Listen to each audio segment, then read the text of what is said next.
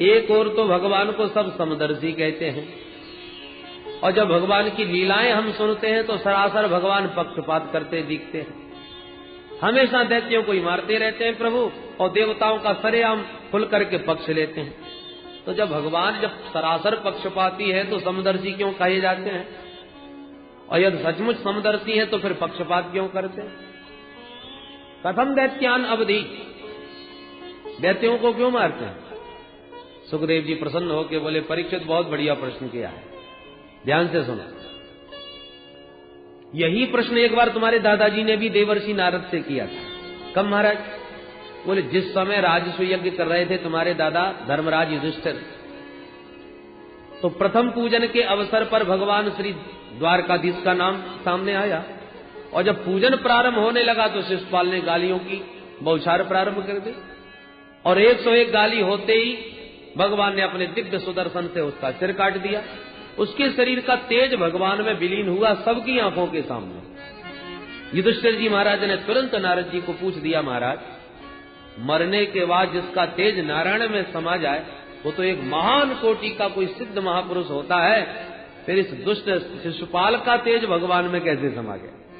ये तो सरेआम गालियां दे रहा था भगवान को, फिर इसकी इतनी ऊंची गति कैसे हो गई? तब नारद जी ने कहा, धर्मराज युधिष्ठिर ध्यान से सुनिए,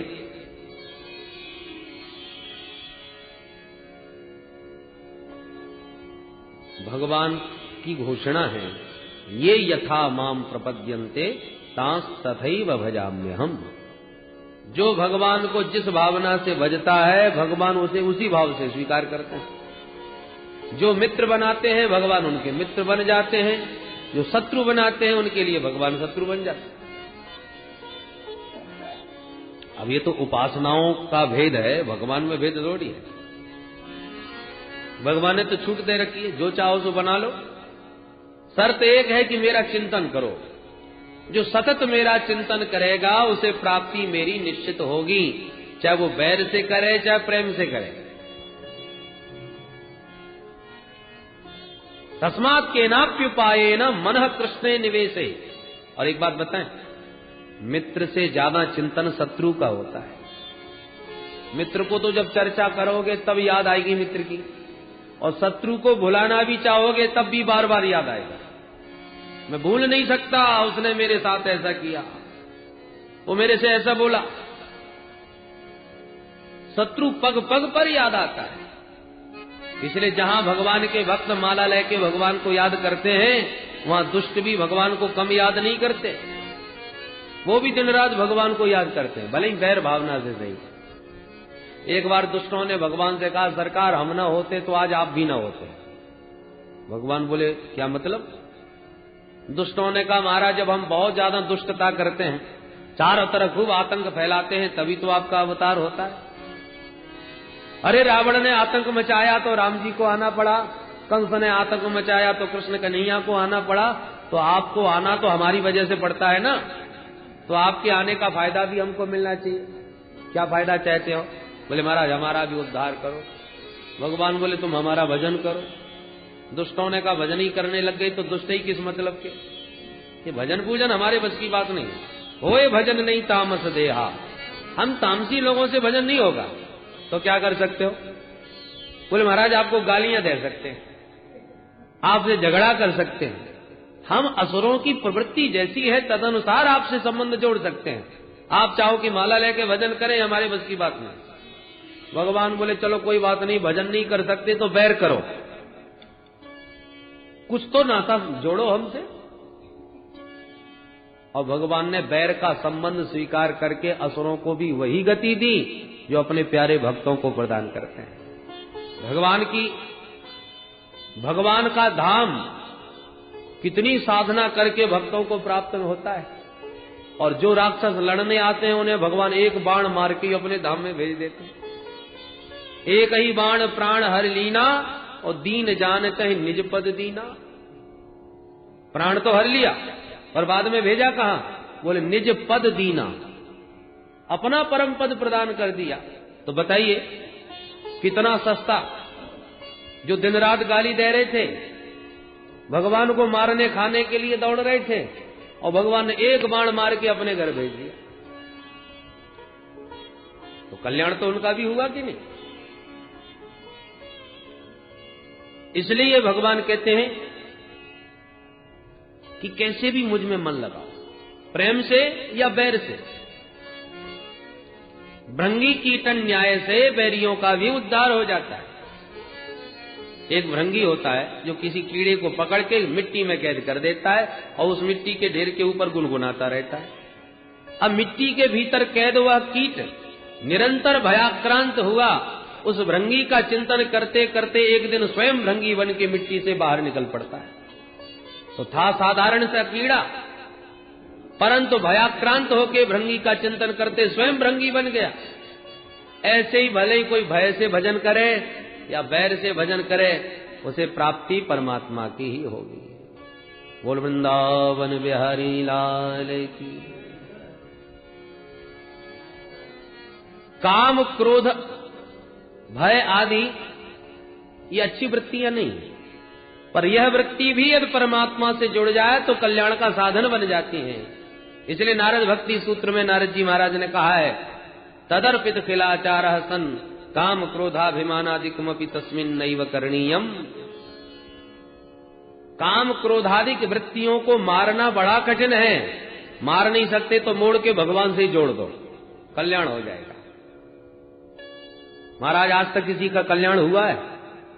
काम ऐसा, क्रोध ऐसा, रजोगुण समुद्भव। अरे सब नरक के पंच शास्त्रों ने बतलाए हैं, रजोगुण इनका बाप है, इनसे कल्याण कैसे होगा जीव का? बोले देखो एक एक का प्रमाण। गोप्यः कामाद् भयात् कंसो द्वैसा चैत्यादयो नपाः संबंधात् वृष्णय स्नेहात् यूयम् भक्त्या वयम् विभो। अब जरा देखिए प्रमाण। काम की वृत्ति को संसार से हटाकर गोपियों ने श्री कृष्ण से जोड़ दिया तो गोपियों का कल्याण हो गया। प्रेमैव गोप रामाणाम काम इत्यगमत प्रधाम। गोपियों के पावन प्रेम को ही यहां काम की संज्ञा मिली है, ये ध्यान रखिए। गोप्यः कामात्, अपने पति को छोड़कर पर पति से प्रीति सांसारिक दृष्टि से, शास्त्रीय दृष्टि से तो पतन का कारण है, पर गोपियों ने वो वृत्ति परमात्मा से जोड़ ली तो उसी वृत्ति से गोपियों का कल्याण हो गया।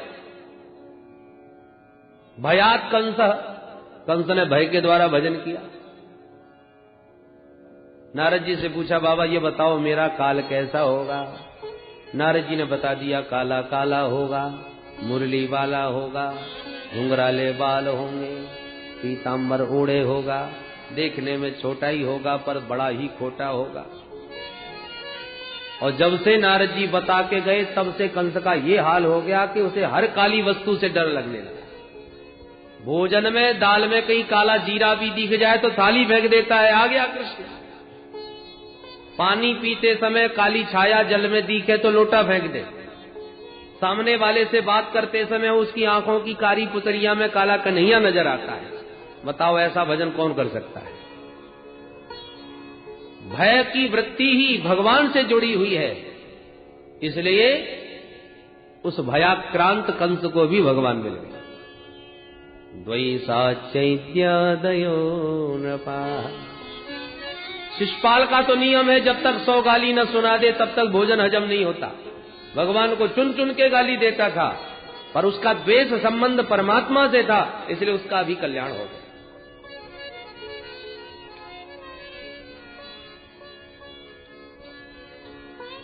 कुछ लोग जा रहे थे पैदल और जंगल की झाड़ी में कुछ प्रकाश दिखाई पड़ा। एक ने समझा कोई दीपक जल रहा है, एक ने समझा कि शायद आग लग रही है, एक ने समझा शायद कोई मणि है। ये इतना जगमगाता प्रकाश, ये तो किसी मणि का प्रकाश प्रतीत होता है। अब वस्तुतः थी वो मणि ही, पर यदि उस मणि के प्रकाश को कोई दीपक बुद्धिया चल पड़े, दीपक का प्रकाश समझ करके उधर बढ़े, तो क्या मणि की कीमत कम हो जाएगी? यदि उसकी 50 लाख की कीमत है तो जो दीपक समझ के उसके पास बढ़ा, उसके लिए क्या वो 10 लाख की हो जाएगी? अथवा जो वस्तुतः उस मणि के स्वरूप को समझकर ये कोई मणि चमक रही है, ऐसा तत्वतः उसके स्वरूप को जान करके जो बढ़ा, तो क्या उसके लिए मणि 1 करोड़ की हो जाएगी? अरे मणि की कीमत तो जितनी है, जैसी है वैसी ही रहेगी, चाहे कोई दीपक समझ के दौड़े, चाहे अंगारा समझ के दौड़े, चाहे मणि समझ के। जाने वाले को, पाने वाले को तो उतने ही कीमत की मणि मिलेगी। उसी प्रकार भगवान तो भगवान ही है, चाहे भगवान को कोई शत्रु समझ के दौड़े, चाहे मित्र समझ के, चाहे पुत्र समझ के, जो भी समझना चाहे समझ ले, पर भगवान के निकट जो पहुंचेगा उसे प्राप्ति तो भगवान की ही होगी। भगवान की प्राप्ति में कहीं कोई कमी नहीं आएगी। इसलिए कैसे भी कोई दौड़े, कैसे अभी भगवान से संबंध जोड़े, पर भगवान से संबंध अवश्य होना चाहिए। बैन की तरह नास्तिक मत बनो। बोलो जय श्री कृष्ण।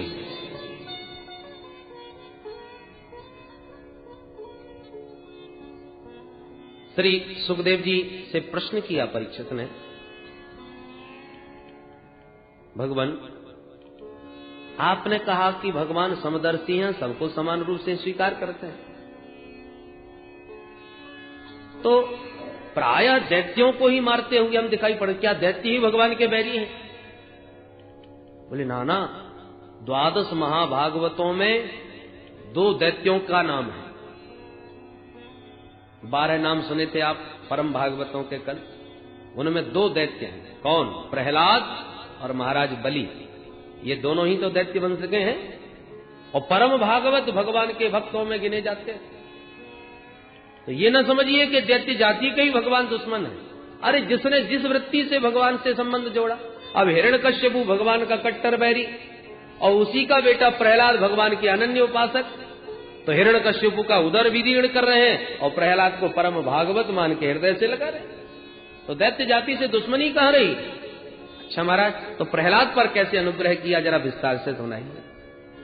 तब सुखदेव जी महाराज ने सुनाया, परीक्षित, जिस समय भगवान ने बराह बपु धारण करके हिरण्याक्ष का उद्धार किया, तब से हिरण्यकश्यपु कट्टर वैरी बन गया और इसने मंदराचल पर्वत पर जाकर के घोर तपस्या की। पूरे शरीर में दीमक लग गई। ब्रह्मा जी प्रकट होकर के बोले ब्रह्म ब्रूयात, तो हाथ जोड़ के वरदान मांगता है, मुझे अजर अमर बना दो महाराज। ब्रह्मा जी बोले वो तो हम भी नहीं है, तुम्हें कहां से बना दे? अरे इसके अतिरिक्त तो कुछ और मांगो। तब तो इसने वरदानों की जड़ी लगा दी, न भीतर मरू, न बाहर मरू, न ऊपर मरू, न नीचे मरू, न दिन में मरू, न रात में मरू, न अस्त्र से मरू, न शस्त्र से मरू, न मनुष्य से मरू, न जानवर से मरू, न आपकी बनाई हुई सृष्टि में किसी प्राणी से मरू, न 12 महीने से किसी महीने में मरू। ब्रह्मा जी बोले बस कर भैया, तू कितना मांगेगा? बड़े बड़े तपस्वी देखे, पर तेरे जैसा मांगने वाला पहली बार मिला भाई।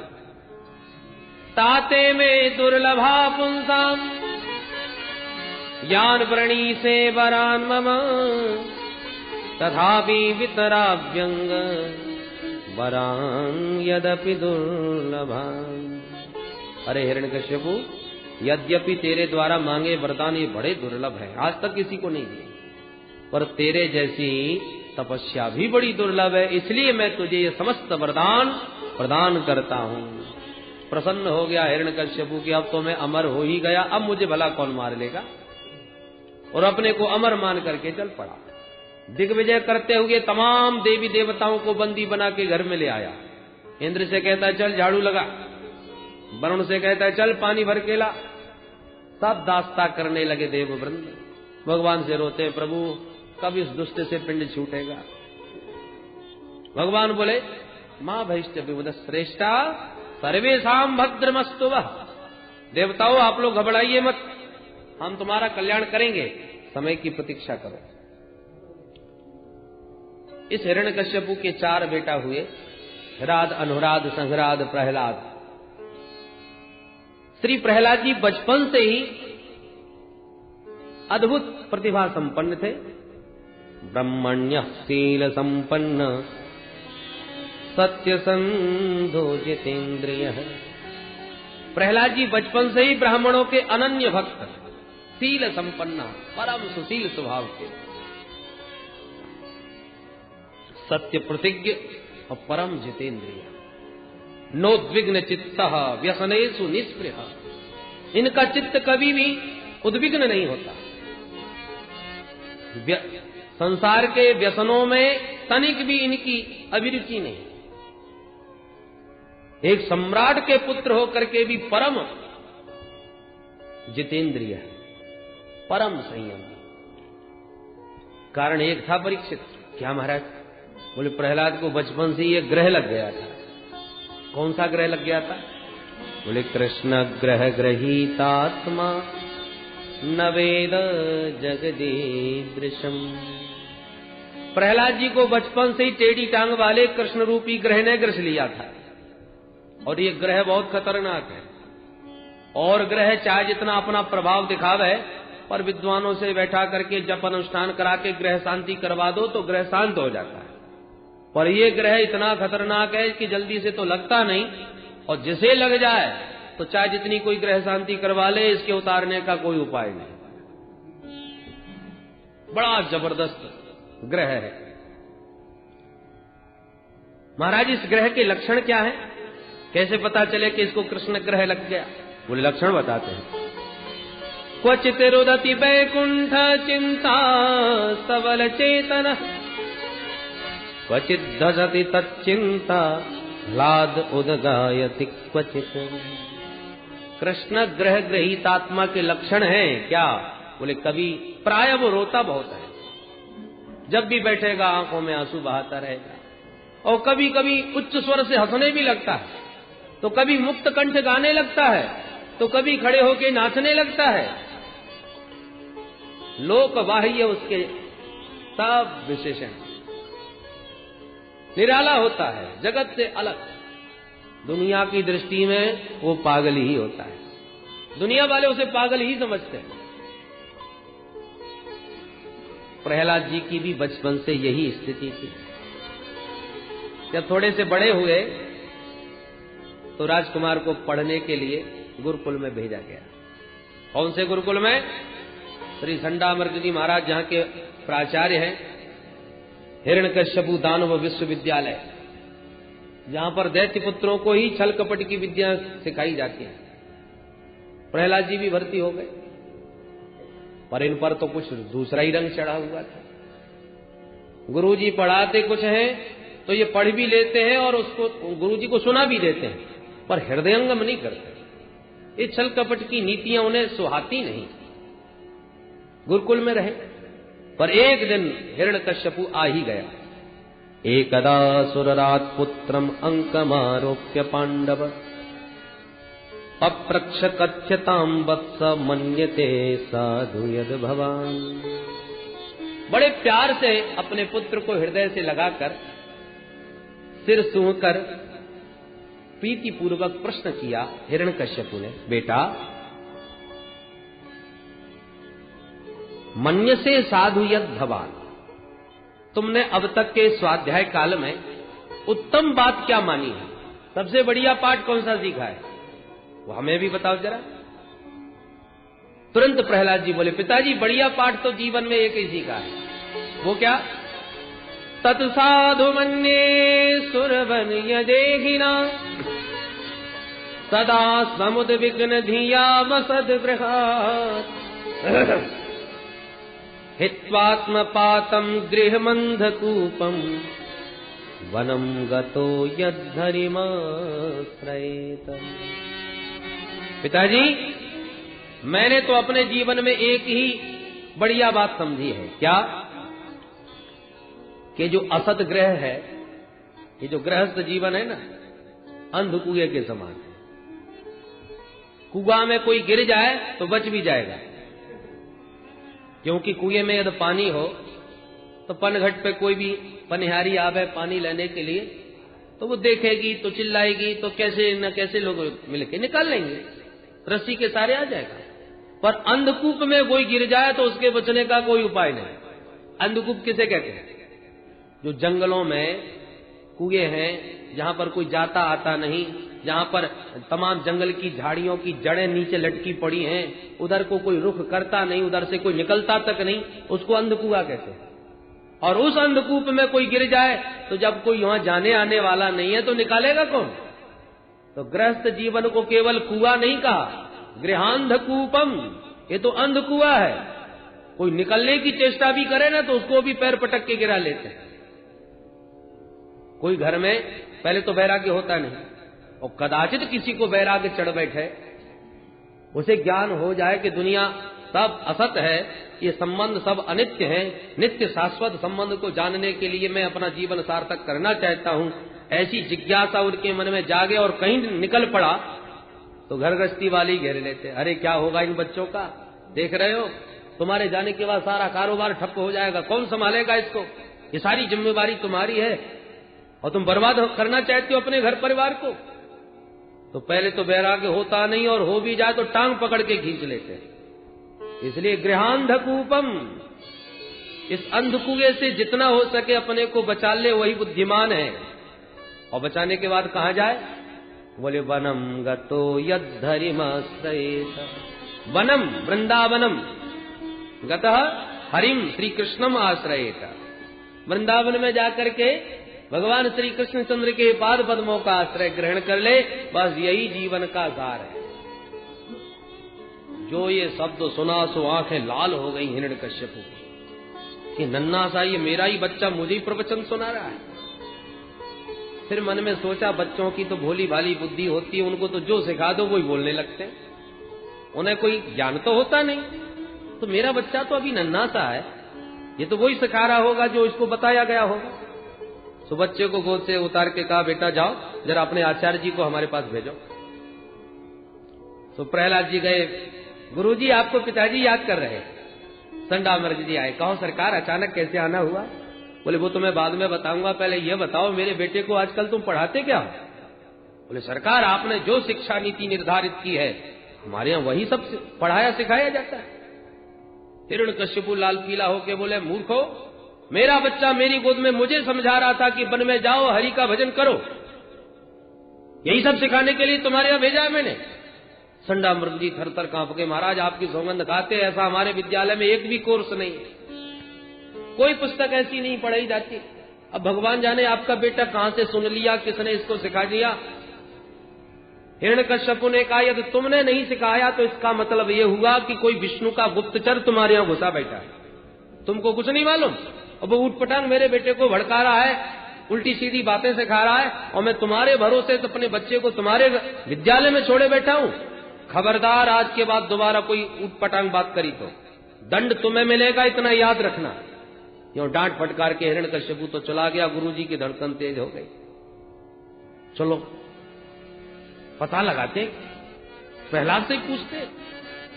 सोचा कि बच्चों को एकदम डांट के पूछो तो बताते नहीं, प्यार से पूछने पर बता देते हैं। तो प्रहलाद को बुला के गोद में बैठा के बड़े प्यार से पूछा, वत्स प्रहलाद भद्रम ते सत्यम कथय मामृषा, बेटा तेरा खूब कल्याण हो गया, तू सच सच बता, तेरी बुद्धि खराब किसने की? ये ऊटपटांग बातें जो अपने पिताजी को तूने सुनाई, ये सब तेरे को किसने सिखाई?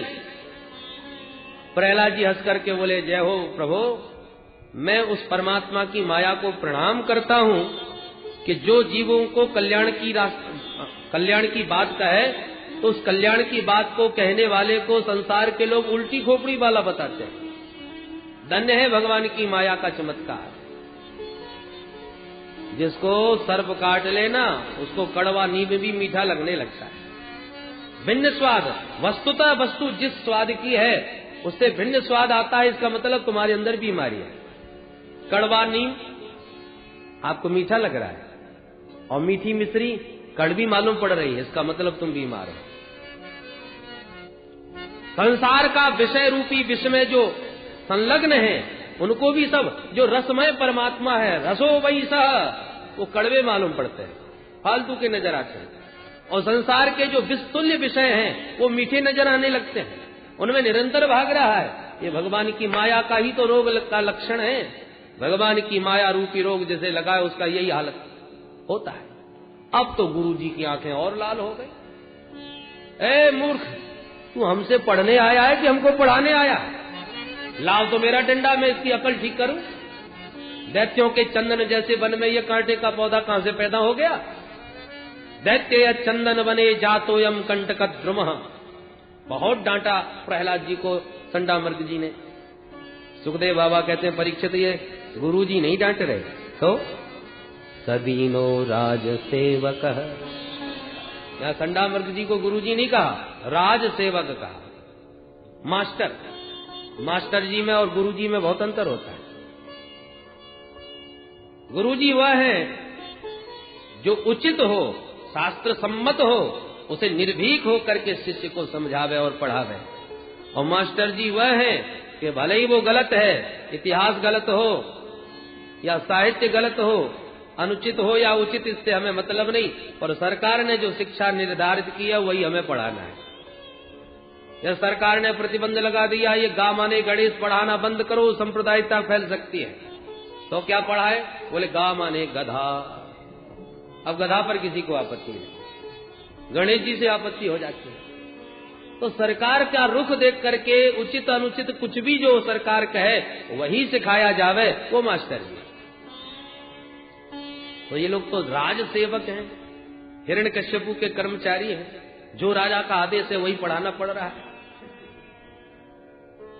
समय बीता और एक बार संडामर्ग जी प्रहलाद जी को घर छोड़ने आए। प्रहलाद को देखकर माता कयाधु ने बड़ा सुंदर स्नान आदि से निवृत्त करा करके श्रृंगार किया प्रहलाद का, और मातृमृष्ट मलंकृतम, मां कयाधु के द्वारा समलंकृत होकर सुसज्जित होकर प्रहलाद जी पिताजी से मिलने गए। अपने बेटे को देखते ही हिरण्यकश्यपु ने तुरंत उठा के अंक में हृदय से लगा लिया। प्रहलाद जी चूंकि परम भागवत हैं, इसलिए उनके स्पर्श मात्र से हिरण्यकश्यपु रोमांचित हो जाता है।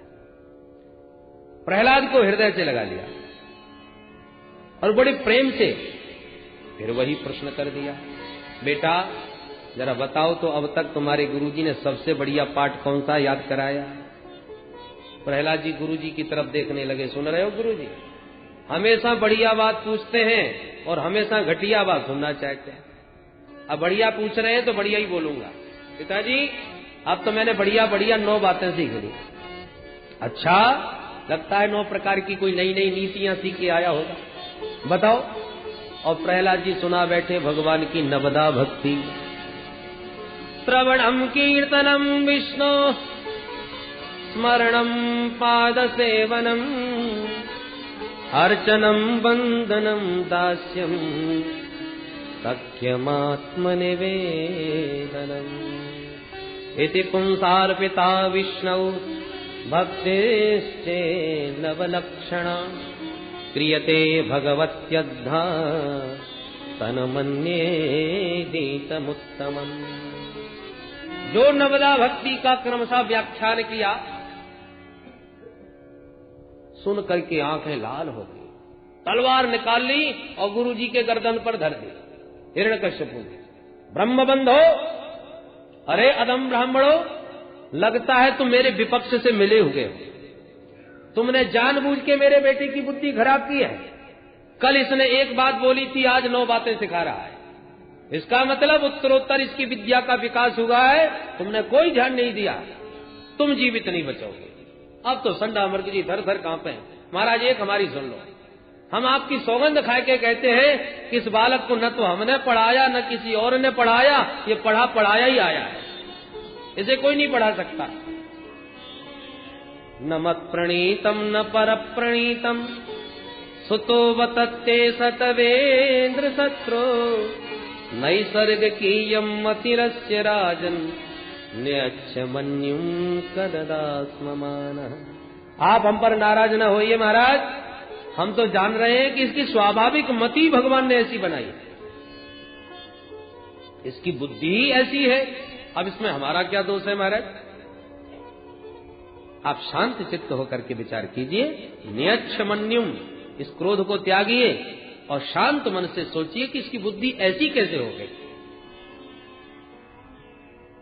हिरण्यकश्यपु ने अब अपने बेटे से पूछ दिया, प्रहलाद सत्य बताओ, ये तुम्हारी बुद्धि विकृत किसने करी? किसने ये ऊटपटांग बातें तुम्हें सिखाई हैं? प्रहलाद जी बोले, पिताजी मतिर्न कृष्णे परतः स्वतो वा मिथोभिपद्येते गृहभृतान।